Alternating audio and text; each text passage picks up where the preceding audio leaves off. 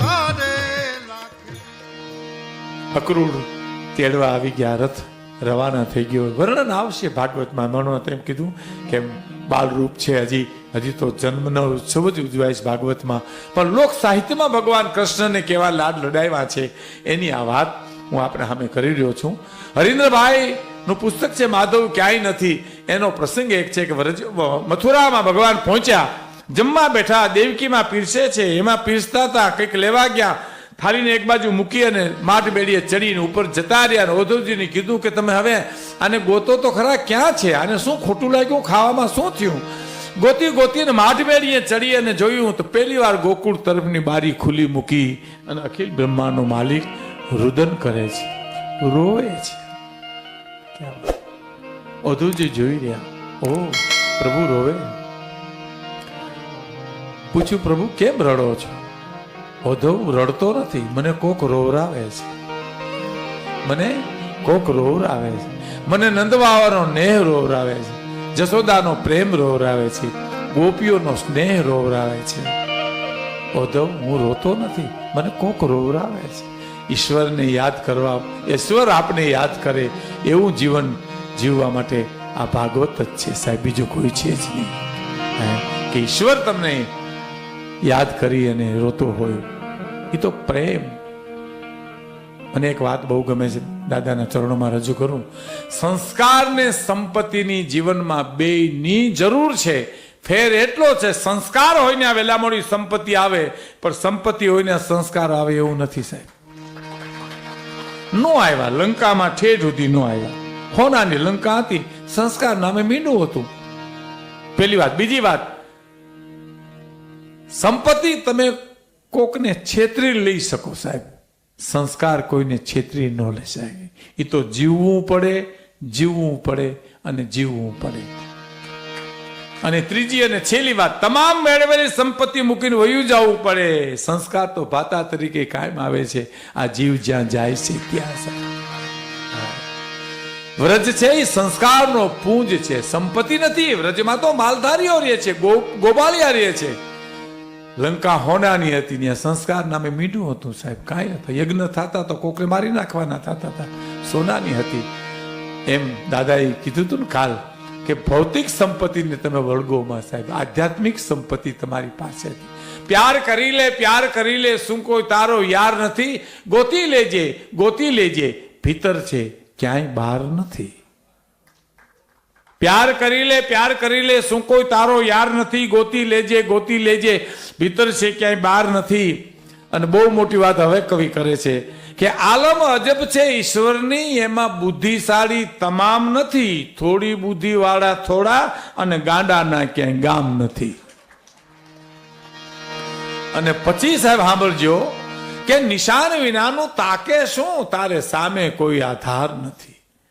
નિશાન તો કરો, ક્યાં જાવું છે તો નક્કી કરો, એમ કે છે દાદા કહે છે વ્યાસપીઠ ઉપરથી. નિશાન વિનાનું તાકે શું, તારે સામે કોઈ આધાર નથી, અને ધ્યેય વિનાનું જીવન જીવવું એમાં તારો ઉદ્ધાર નથી. દેતો સૌને તુને પણ દેશે, આ બહુ મોટી વાત છે. દેતો સૌને તુને દેશે, એનો શું તને ઇતબાર નથી? સૌનું સુણે તારું કાન સુણે, તારા અંતરનો પુકાર નથી. છે આપણે વાતો કરીએ કે ભગવાનના હુકમ સિવાય પાંદડું નથી હલતું, પણ આપણે બેઠા બેઠા આખું થડ પકડી ઝાડ હલાવતા હોય, એનું શું કરવું? એમ દેતો સૌને તુને પણ દેશે, એનો શું તને ઇતબાર નથી? સૌનું સુણે તારું કાન સુણે, કે તારા અંતરનો પુકાર નથી. અને શેઠ આડતીઓ મહા ઉદાર, કે જેને ચોપડે ક્યાંય ઉધાર નથી. જેના પગની રદથી અહલ્યાનો ઉધાર થઈ જાય બાપા. ઈ રામ દશરથને 14 વર્ષ નો દઈ હગે એવું એનું ગણિત, એને છેતરવા હું તમે નીકળ્યા છીએ સાહેબ. છેતરે નહીં, છેતરાય ના, અબજોનો આરતીઓ દિશે, હિસાબો સૌરા રાખતો ઈ શેઠિયો કેવો હોય છે સાહેબ. દેતો સૌને તુને પણ દેશે, એનો શું તને ઇતબાર નથી? સૌનું સુણે તારું કાન સુણે, તારા અંતરનો પુકાર નથી. અને શેઠ આળતીઓ મહા ઉદાર, કે જેને ચોપડે ક્યાંય ઉધાર નથી, પણ જેને જેટલું તેટલું તેને તલભાર વધુ દેનાર નથી. અને છેલ્લી કડી સાંભળજો, બહુ સરસ છે. છેલ્લી કડી બહુ સરસ છે.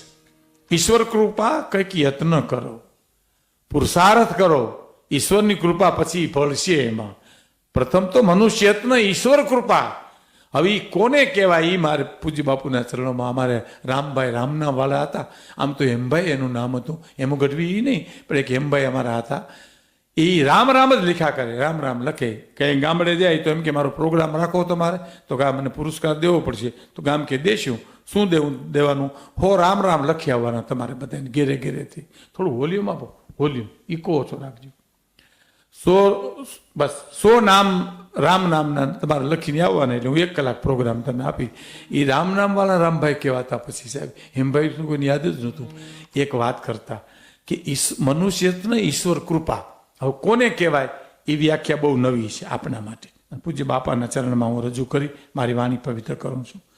ખેતરને સાફ કરો, ખેતર ખેડો, એમાં તમે ખાતર નાખો, ખડ કાઢી નાખો, નીંદી નાખો. એ મનુષ્ય યત્ન થયો, માણસનો પુરુષાર્થ થયો. અને વરસાદ વરહે એ ઈશ્વર કૃપા થઈ સાહેબ. મનુષ્ય યત્ન, ઈશ્વર કૃપા. તો તમારે ઘેરે માલ આવે, ઘઉં આવે, બાજરો આવે, જુવાર આવે, દાણા આવે, ઘણું આવે. અને હવે પછી જેમાં ઈશ્વર જ કૃપા છે, મનુષ્ય યત્ન કાંઈ છે જ નહીં. એ કોને કહેવાય? કે સૂર્ય, ચંદ્ર, આકાશ, ધરતી, દરિયો, એમાં મનુષ્ય યત્ન ક્યાંય છે જ નહીં સાહેબ. ઈશ્વર કૃપા જ છે. સૂર્ય ઉગાડવો એની કૃપા. સૂર્ય ચંદ્ર એ ઘડ્યા ત્યારે અમારા ગામના મિસ્ત્રો ગયા હતા, એવું કોઈ દી સાંભળ્યું તમે? આ દરિયો ગાલ્યો ત્યારે અમારા ગામના મજૂરો જાતા બધા, એવું સાંભળ્યું તો કે ના? એ ઈશ્વર કૃપા જ છે. અને ખાલી મનુષ્ય યત્ન જ કેને કહેવાય? જેમાં ઈશ્વર કૃપા છે જ નહીં. તો ગામનો તોફાની છોકરો હોય, ગામના પાદરમાંથી ગધેડાને પકડી આવે, ઉકરડામાંથી એક હળેલ ડબ્બો લઈ આવે, એક હળેલું દોરડું લઈ આવે, એક દોરડું ડબ્બે બાંધે, એક ગધેડાને પૂંછડે બાંધે, અને ફટાકિયાની હર ડબ્બામાં મૂકે, અને હર ફોડે, અને ઊભી બરારે રમરમાટી બોલતો ગધેડો જાય. એને મનુષ્ય યત્ન જ કહેવાય. આમાં ઈશ્વર કૃપા ક્યાંય છે જ નહીં.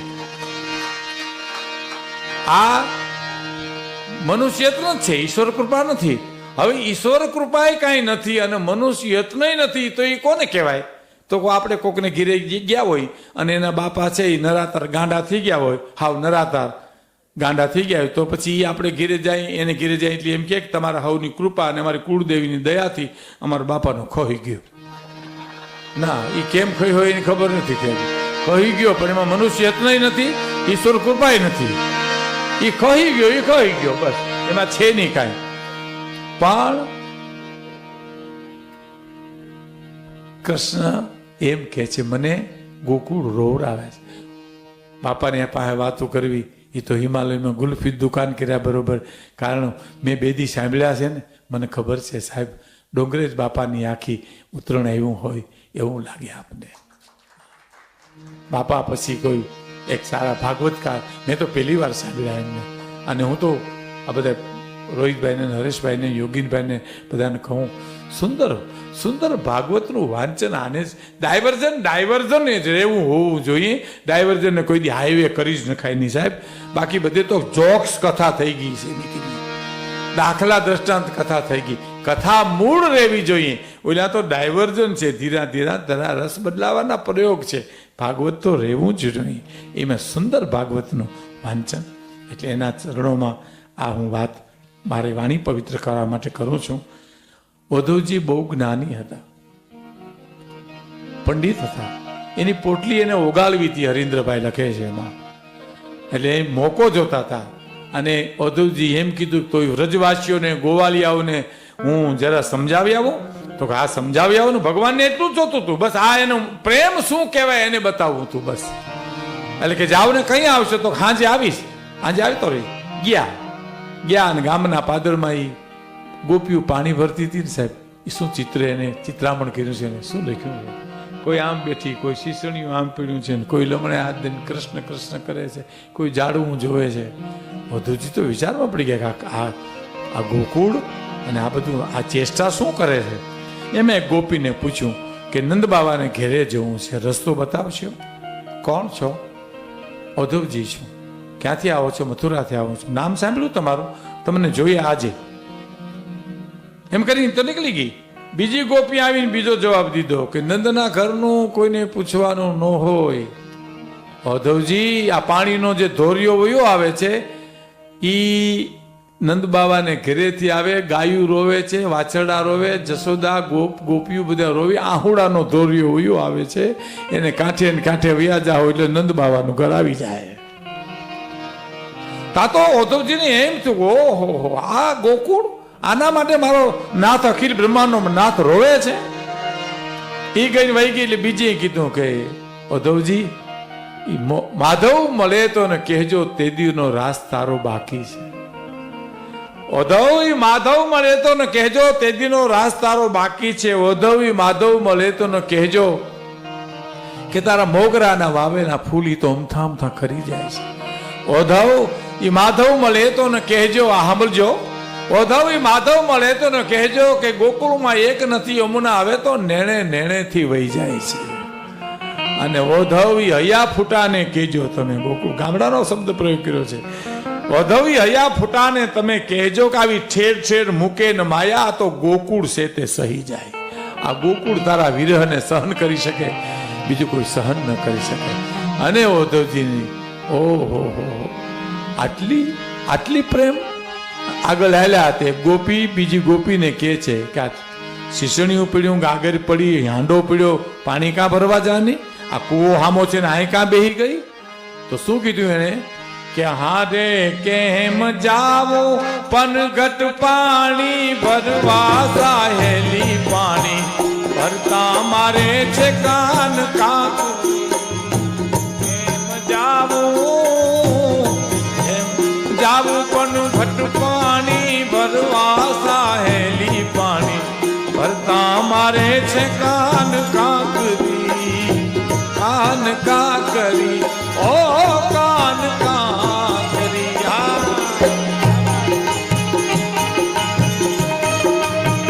ક્યા વાત, ક્યા વાત.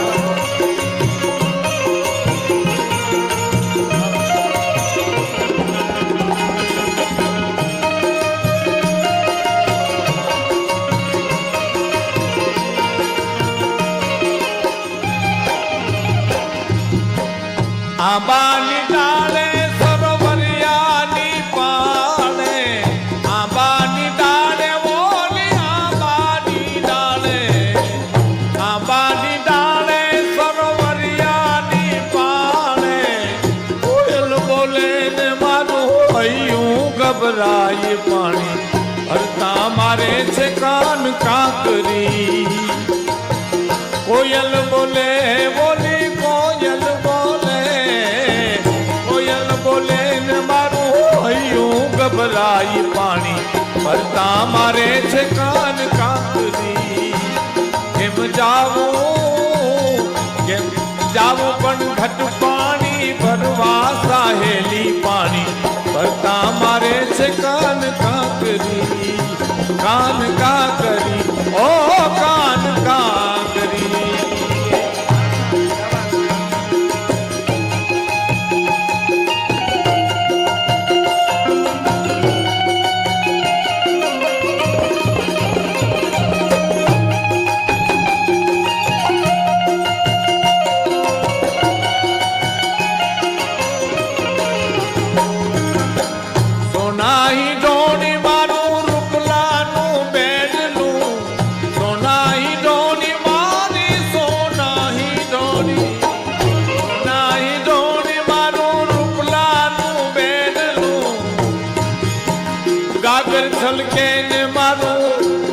છલકે ને મારી ચૂંદડી પી જાય પાણી ભરતા મારે છે કાન કાકરી. કેમ જાવું પનઘટ પાણી ભરવા, સાહેલી પાણી ભરતા મારે છે કાન કાકરી. ઉદ્ધવજી જોયું કે આમાં ક્યાંય કોઈ છે નહીં અને છતાં ગોપી એમ કે છે કે આમાં મને કાંકરી મારે છે. ઓહો પ્રેમની કંઠી મંડી બંધાવા, પંડિતાની પોટલી મંડી ગઈ ઓગળવા. પણ આમ જ્યાં આગળ હાલ્યા તો હરેન્દ્રભાઈ લખે એક ચિત્રે છે ગોપી ભગવાન કૃષ્ણનું દિવાલમાં નેણ કર્યા, પરવાળા જેવા હોઠ કર્યા, આંખું કરી, નાક કર્યું પોપટની ચાંચ જેવું, પગ નો ચીતર્યા, વાટકોને પીછી મૂકીને ગોપી હાલી નીકળી. અવધૂતજી હાથ પાડે છે, આના પગ કાં ચિત્રાની ગોપીને કે પગ ચિત્રું પાછો હોયો જાય ગોકુળમાંથી.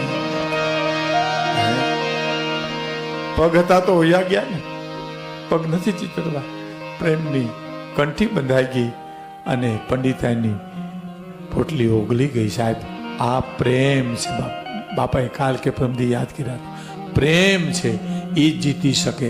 શક્તિ તો હામાને હરવી હગે. સાહેબ, એક જીતવા માટેનો હથિયાર જો કોઈ હોય તો પ્રેમ છે. યોગીનભાઈ ઉભા થાય અને સ્વામીનો દીકરો આમ જબો પકડીને બેસાડી દે, દાદા બેસી જાઓ, ને બેહી જાય તો એ કઈ તાકાત એને બેહાડી શકે? દીકરાનો પ્રેમ એને બેહાડી શકે. સાહેબ, પ્રેમ જીતી શકે. શક્તિ ઘણા કે મેં હરવી દીધો, હરવો નથી. ભલા માણસ, તેને જીતો નથી, તેને હરવો છે, જીતો નથી. જીતી શકે પ્રેમ, એક જ જીતી શકે. સચે પ્રેમ કી તો સારે જહાં પે અસર હોગી. સાંભળજો, સચે પ્રેમ की तो सारे जहां पे असर होगी, न होगी तो समझना तेरी कहीं कसर होगी.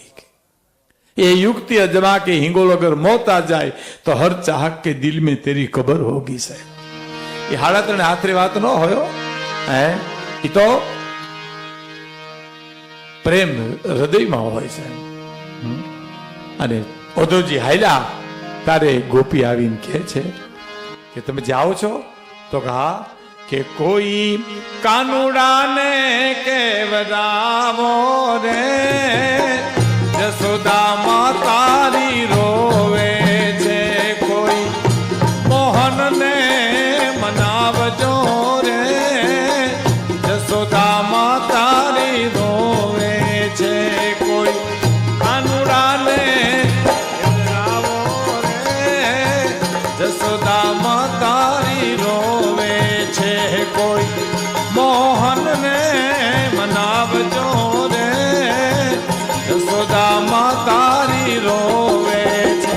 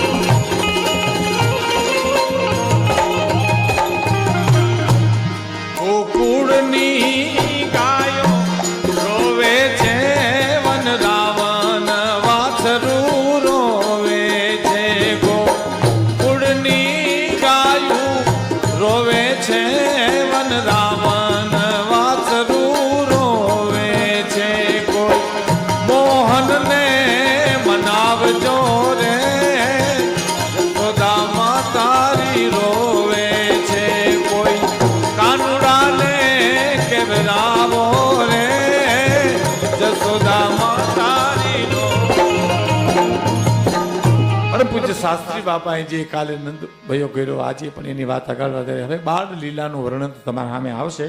પેલા લોક સાહિત્યની વાતોમાં મેં આપને ભગવાન કૃષ્ણને જે લાડ લડાવે છે ગામડાના ભોળા માણસો એનું, અને એક બે કડી ગાઈને પછી આપણે લોક સાહિત્યની વાતો કરવામાં હું તમને જરા આનંદ કરાવું.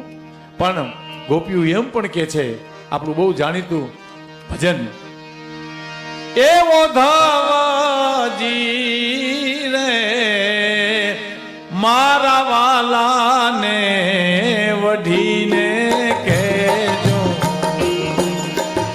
આને તો મનાવી લેજો રે, માને તો મનાવી એ લેજો રે, તમે મારા વાલા વઢીને કહેજો.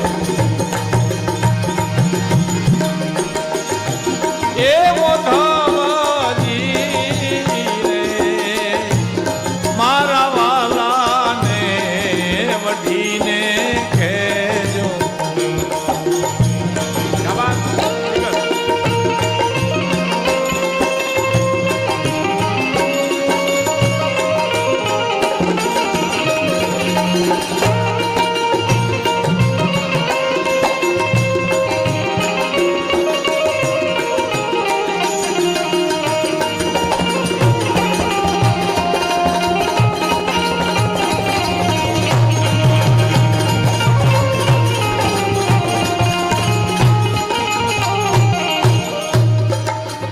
મથુરાના રાજા ત્યાં છો,